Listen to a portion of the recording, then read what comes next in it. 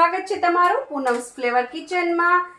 બધી દાળો કરતાં જો વધારે પ્રોટીન હોય તો એ છે મસૂરની દાળ। પચવામાં સરળ, બનવામાં સહેલી અને ચણાની દાળ કરતાં પણ વધારે પ્રોટીન આની અંદર હોય છે અને સૌથી ઓછી ફેટ હોય છે। તો એવી મસૂરની દાળ જે ગુજરાતમાં ખૂબ જ ઓછી ખવાય છે પણ આપણે બનાવીશું આજે। ખૂબ જ ટેસ્ટી લાગે છે અને ખૂબ જ ઝટપટ બની જાય છે। મેં અહીંયા એક વાટકો મસૂરની દાળ લીધી છે। વજનમાં જુઓ તો 150 ગ્રામ જેટલી છે। આ દાળને મેં ઓલરેડી ધોઈ લીધી છે। એને કુકરમાં નાખી દેવાની છે। ત્યારબાદ હવે આપણે એની અંદર પાણી નાખીશું। એક આખો ગ્લાસ ભરીને હું પાણી નાખું છું અને બીજો અડધો એટલે ટોટલ આપણે 1.5 ગ્લાસ જેટલું પાણી આની અંદર નાખ્યું છે। અને હવે કુકરનું ઢાંકણ બંધ કરી અને આપણે ગેસ ઓન કરી અને આને ગેસ ઉપર ચડાવી દઈએ। અને આ ખૂબ જ જલ્દી બની જાય છે। તમે નાના બાળકોને પણ આપી શકો છો કારણ કે પચવામાં ખૂબ જ સરળ છે અને 3 વિસલમાં તો એકદમ આ ગોળ જેવી ગળી જાય છે, જેમ આપણે સૌરાષ્ટ્રની ભાષામાં કહીએ એ રીતે। તો એક વિસલ હાઈ ફ્લેમ ઉપર આપણે લેશું અને બીજી 2 સ્લો ઉપર। તો હું આને બાફી લઉં। મસૂરની દાળને વઘાર કરવા માટે મેં અહીંયા ગેસ ઉપર એક કડાઈ મૂકી દીધી છે। કડાઈની અંદર આપણે નાખવાનું છે દેશી ઘી 2 ચમચી। આ દાળ છે એ ઘીમાં ખૂબ જ સરસ લાગે છે। તમને ઘી ન પસંદ હોય તો તેલ પણ નાખી શકો છો, પણ એકવાર જરૂરથી ટ્રાય કરજો। આપણે ઘી છે એને સરસ ગરમ થઈ જવા દઈએ। ઘી છે સરસ ગરમ થઈ ગયું છે। ત્યારબાદ આપણે એની અંદર નાખવાનું છે 1 ચમચી જેટલું જીરું। રેગ્યુલર દાળથી એકદમ યુનિક ટેસ્ટ આવશે આનો, એકદમ અલગ ટેસ્ટ આવશે। રેગ્યુલર દાળ ખાઈ ખાઈને આપણે કંટાળી ગયા હોય તો આ એક નવી દાળ છે। જીરું આપણું સરસ ફૂટી જાય ત્યારબાદ આપણે એની અંદર નાખીશું 1 સૂકું લાલ મરચું। એની સાથે સાથે જ આપણે મીઠા લીમડાના પાન, ત્યારબાદ 1 લીલું મરચું છે જેને આ રીતે મેં 2 ફાડા કરી લીધા છે। એને તમારે પેસ્ટ નાખવી હોય તો પેસ્ટ પણ નાખી શકો છો, પણ આ રીતે નાખેલું મરચું છે તમારે વચ્ચેથી કાઢવું હોય તો તમે કાઢી શકો છો, અથવા જમવામાં પણ આડું આવે તો તમે કાઢી શકો છો। અને હવે આ છે લસણની પેસ્ટ 1 ચમચી ભરીને લસણ છે। જો તમે લસણ ના ખાતા હો તો લસણ વગર પણ આ દાળ ખૂબ જ સરસ લાગશે। એકદમ માઇલ્ડ ટેસ્ટ આવશે આનો। અને લસણને હવે આપણે થોડું સતરાવા દઈએ અને સાથે સાથે એની અંદર હું નાખી દઉં છું 1/2 ઇંચ આદું છે જેને મેં ખમણી લીધું છે।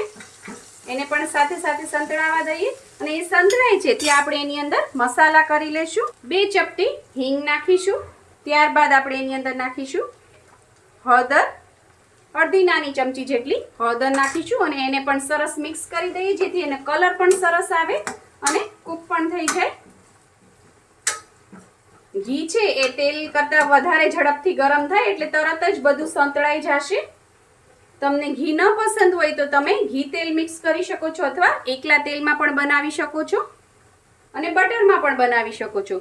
સરસ બધું સતળાઈ ગયું છે। ત્યારબાદ હવે આપણે એની અંદર આ મસૂરની દાળ નાખી દઈશું। જો મેં તમને કીધું હતું ને કે ગોળ જેવી ગળી જશે, એકદમ ગળી ગઈ છે। મેં પલાળી પણ નહોતી તો પણ 3 વિસલમાં ખૂબ જ સરસ થઈ જશે। અને જો તમે પલાળી હશે તો બહુ જ જલ્દી ચડી જશે। 2 જ વિસલમાં રેડી થઈ જશે અને ખૂબ જ ઝડપથી રેડી થઈ જશે। અને આની અંદર બ્લેન્ડર કે મિક્સર કંઈ ફેરવવાનું નથી। જો તમને દાણો છૂટો છૂટો પસંદ હોય તો 2 જ વિસલ લેવી। અને બહુ જ થીક લાગે છે તો આપણે એની અંદર પાણી નાખી દઈએ। આ દાળ બહુ પાતળી નથી હોતી, થોડી થીક જ હોય છે, તેમ છતાં તમારા ઘરમાં જેવી પસંદ હોય એવી તમે કરી શકો છો।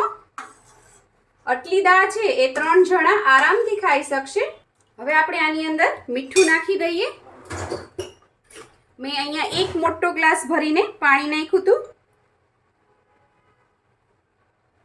મીઠું અહીંયા મેં અડધી ચમચી લીધું છે, તમે તમારા સ્વાદ પ્રમાણે નાખી શકો છો।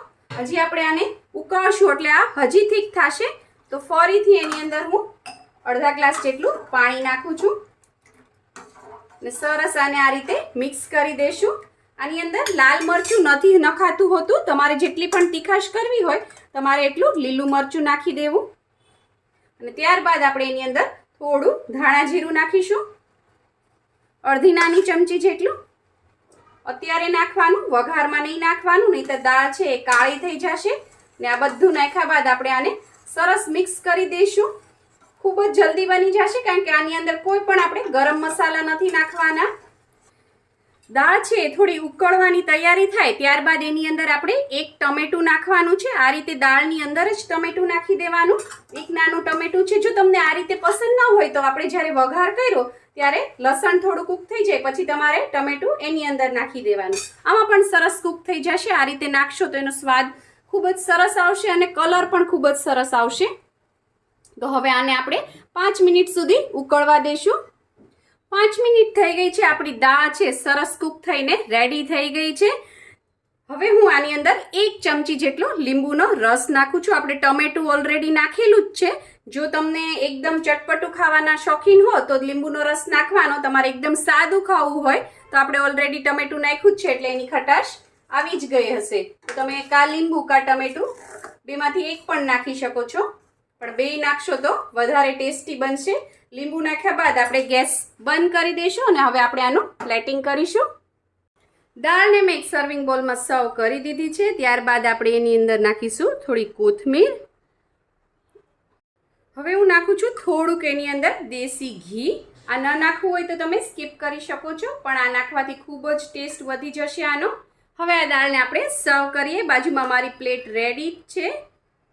ભાત છે. ભાતની અંદર વચ્ચે થોડો ખાડો કરીશું અને આપણે દાળ નાખી દઈશું. સાથે તમને દેખાઈ રહ્યું છે એ જ રીતે ખીચા પાપડ છે, ઘઉંના છે. આ સાથે ડુંગળીની સ્લાઈસ છે, લીલું મરચું અને દાળ ચાવલ હોય ત્યારે એની સાથે અચાર તો હોય જ અને સાથે છે ઠંડી મસાલા છાશ. તો ચાલો બધા જમવા. જો તમને મારી આ રેસીપી પસંદ આવી હોય તો લાઇક, શેર, કોમેન્ટ કરો. પ્લીઝ મારી ચેનલને સબસ્ક્રાઈબ કરો અને હા, બેલ આઇકન દબાવવાનું ના ભૂલશો જેથી આવી જ સરસ મજાની વાનગીઓ તમારા સુધી પહોંચતી રહે. Thank you.